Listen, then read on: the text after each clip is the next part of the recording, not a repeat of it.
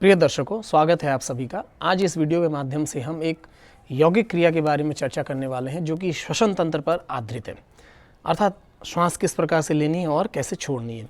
केवल मात्र यह क्रिया यदि आप भली भांति करते हैं, जैसा कि मैं इस वीडियो में बताऊंगा आपको, तब यह बात गांठ बांध लीजिए, इसको पूर्णतः सत्य बात है यह, आप इसको स्वीकार करिए और इसका प्रयोग करके आप इसको स्वीकार करिए, मेरे कहने पे नहीं।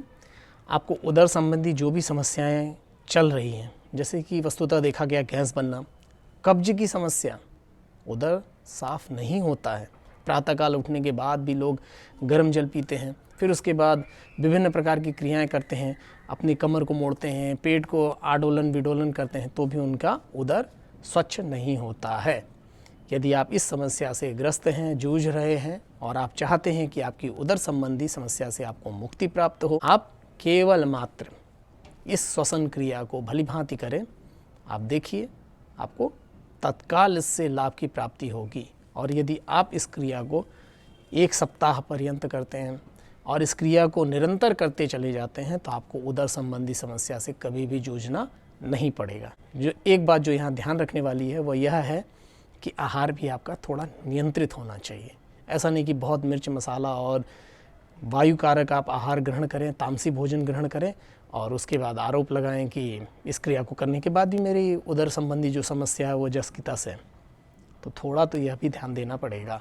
एक बात जो मैंने अक्सर कई लोगों के मुंह से सुनी, वे कहते हैं कि मैं तो आपके द्वारा बताई गई सारी यौगिक क्रियाओं को करता हूँ, आपने जो विधि विधान बताए हैं उदर को स्वच्छ रखने वाले, उनको भी करता हूँ, तो भी मेरा पेट में कहीं ना कहीं गड़बड़ी बनी रहती है।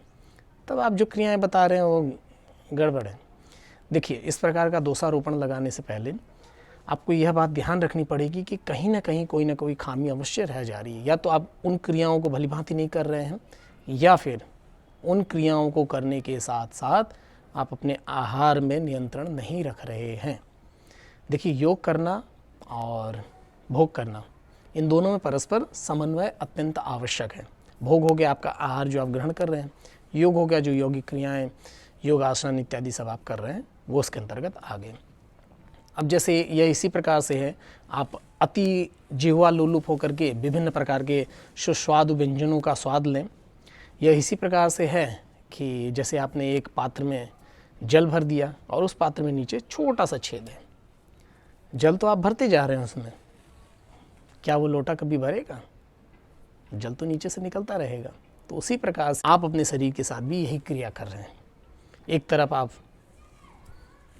प्रविष्ट करा रहे हैं अगड़म बगड़म सब कुछ, दूसरी तरफ सारी यौगिक क्रियाएं करते जा रहे हैं। तो चलिए, विलंब न करते हुए प्रारंभ करते हैं। यह एक सामान्य सी बात थी जो कि आप लोग समझ चुके होंगे, तो इस बात पे भी अवश्य ध्यान रखें, क्योंकि आहार और विहार ये दोनों मिलकर के ही संपूर्ण स्वास्थ्य को प्रदान करने वाले होते हैं। देखिए, उदर संबंधी जो यौगिक क्रिया मैं आपको बताने वाला हूँ वो यह है कि सामान्यतः जब हम लोग श्वास लेते हैं, जैसे आप इस पे ध्यान दीजिएगा, तो हमारे फेफड़े फूलते हैं सामान्य रूप से। प्राणायाम इत्यादि करते समय नहीं, मैं यदि श्वास लूँगा प्राणायाम पूर्वक जैसे मैं, तो आप देखेंगे मेरा पेट फूलेगा, सांस छोड़ूंगा तो उधर अंदर जाएगा। तो यह एक अभ्यास के माध्यम से यह क्रिया मेरे अंदर आ चुकी है या आदत सी हो चुकी है। आपको यही केवल आदत डालनी है कि आप जब श्वास अंदर लेंगे तो आपका पेट फूलता हुआ प्रतीक हो, अर्थात पेट में फुलाव आए, ठीक है। और जब श्वास को छोड़ें तो पेट आपका अंदर की ओर जाए। देखिए,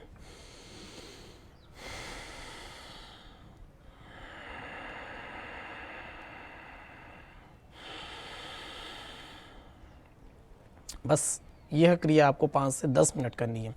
और एक चीज़ का ध्यान रखना है, आहार यदि आपने ग्रहण किया है तो आहार ग्रहण करने के 3 से 4 घंटे पश्चात इस क्रिया को करें, उसके पूर्व ना करें। और प्रातःकाल सायंकाल दोनों समय आप इन क्रिया को करें और इस क्रिया से आपको तत्काल लाभ प्राप्त होगा।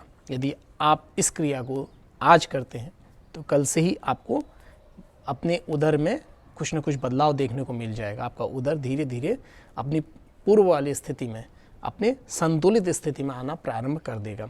जैसे गैस बनती हो, यदि आपका मल आंतों में सड़ रहा है और फिर उसके बाद गैस की समस्या हो रही है, पेट में फुलाव बना रह रहा है, आपके कुछ भी खा रहे हैं वो अच्छे से पाचन नहीं हो रहा है, आपका प्रातःकाल पेट साफ न होता हो, तो ये सारी क्रियाओं में यह रामबाण प्रयोग है। इस प्रयोग को आप अवश्य करें। और इसके अतिरिक्त आपको यह ध्यान रखना है कि 1-2 प्राणायाम भी आप साथ में अवश्य कर लिया करें।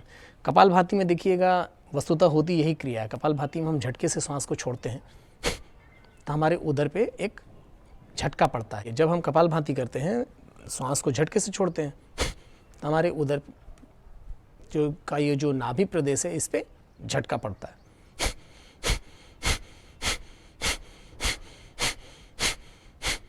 श्वास छोड़ते समय पेट अंदर गया और श्वास स्वतः अंदर आएगा, उसके लिए प्रयास नहीं करना है तो पेट बाहर की ओर निकलेगा। तो यही क्रिया आपको करनी है, क्योंकि कपालभाति प्रत्येक मनुष्य भली प्रकार नहीं कर पाता है। जिनका पेट बहुत बड़ा हो, जिन्होंने कभी अभ्यास न किया हो, जिनकी पेट में इतना तनाव हो, तो वो पेट कहाँ उनका अंदर बाहर करेगा। तो उनको यह प्रयास करना है। एकाग्रतापूर्वक बैठ जाएं किसी आसन में, सुखासन में, नेत्रों को बंद कर लें और श्वास को सर्वप्रथम पूर्णतः बाहर छोड़ दें। फिर अंदर लंबी गहरी सांस लें। अब पेट को फूलने दें।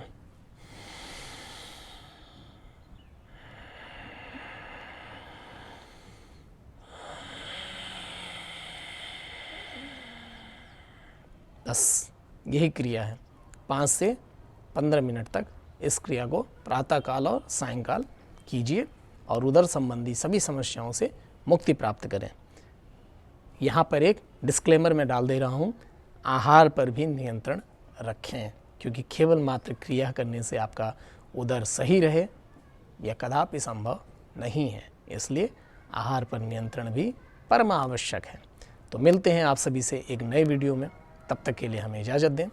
नमस्कार।